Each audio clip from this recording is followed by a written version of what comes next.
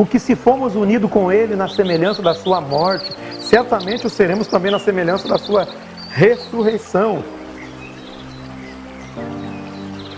Sabendo isso, que foi crucificado com Ele o nosso velho homem, para que o corpo do pecado seja destruído, e não sirvamos mais ao pecado como escravos. Portanto,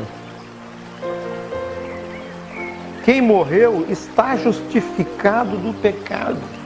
Quem entra na morte de Cristo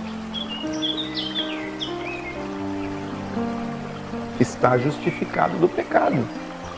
Ora, se já morremos com Cristo, cremos que também com Ele viveremos. A semelhança da ressurreição de Cristo, nós somos ressuscitados em Cristo. Sabedores de que, havendo Cristo ressuscitado entre os mortos, já não morre. A morte já não tem domínio sobre ele. O interessante é você saber que quando Cristo morreu e ressuscitou, a morte, o corpo do pecado, a morte não tem domínio. E nós, quando recebemos a Cristo e entramos na sua morte, nós também somos participantes da sua glória e ressurreição. Então a morte, ela já não tem domínio sobre nós. Olha o versículo 10. Pois quanto a ter morrido, de uma vez para sempre morreu para o pecado. Por isso que Paulo, num outro texto, ele disse: o pecado não terá domínio sobre vós. O pecado não terá domínio sobre vós. Uma vez para sempre morreu para o pecado, mas quanto a viver, vive para Deus. Assim também vós, da mesma forma vós, os que aceitaram a Cristo, entraram na sua morte, foram sepultados com Ele na morte pelo batismo. Assim também vós, considerai-vos mortos para o pecado, mas vivos para Deus.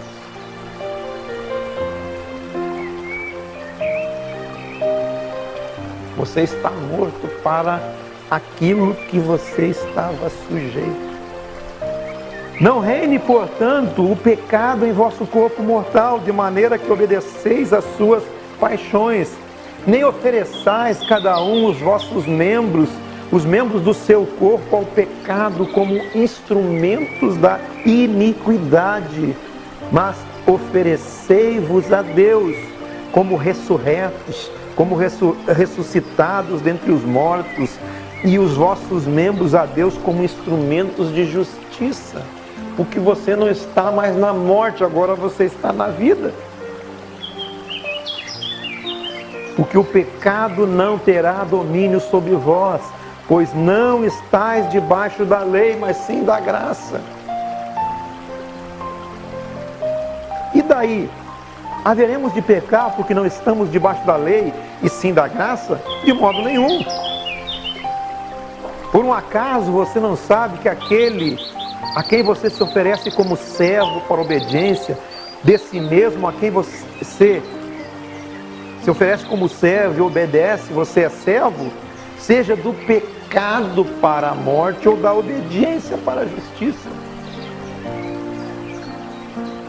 A quem você se oferece, você é escravo. A quem você se oferece, você é servo.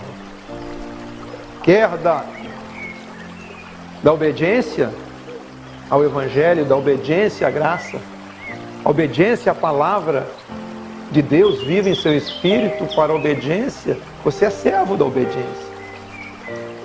Ou você é servo do pecado para a morte, oferecendo o seu corpo como um instrumento de iniquidade, ou como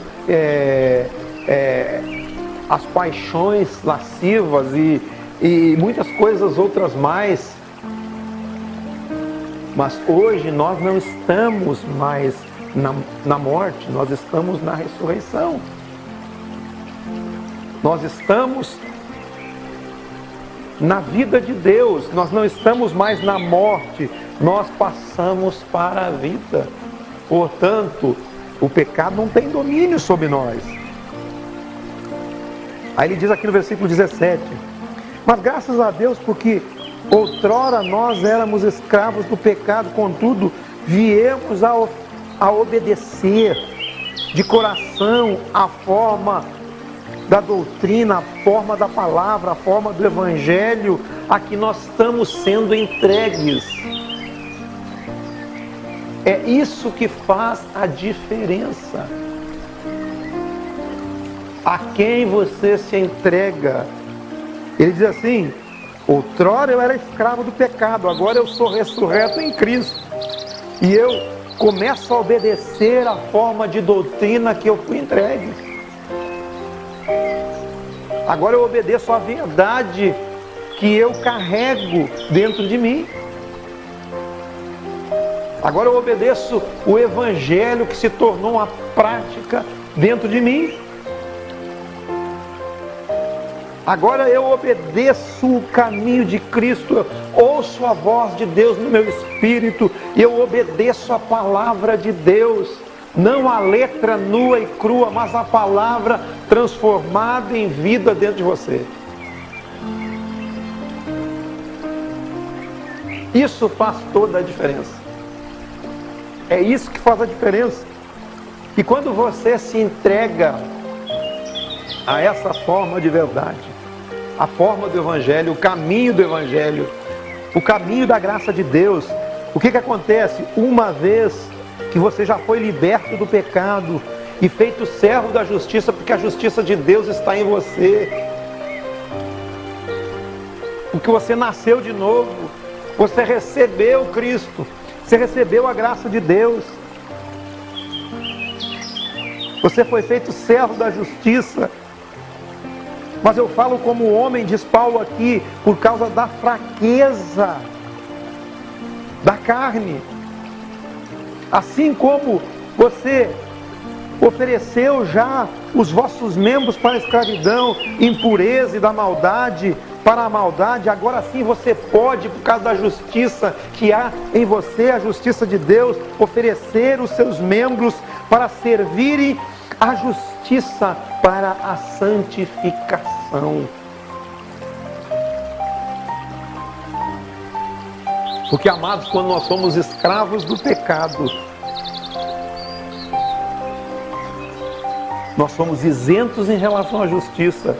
E naquele tempo, quando nós éramos ainda não éramos justificados, naquele tempo, que resultado nós tínhamos? Qual os resultados que nós tínhamos? Não são coisas que agora nos envergonhamos, porque o fim de todas essas coisas são morte?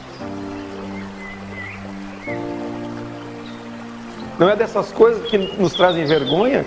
Era disso que nós éramos escravos, mas agora não. Agora eu posso me oferecer a palavra do evangelho, eu posso me oferecer a palavra da graça de Deus. Agora, porém, libertos do pecado, transformados em servos de Deus, nós temos o fruto para a santificação e, por fim, a vida eterna.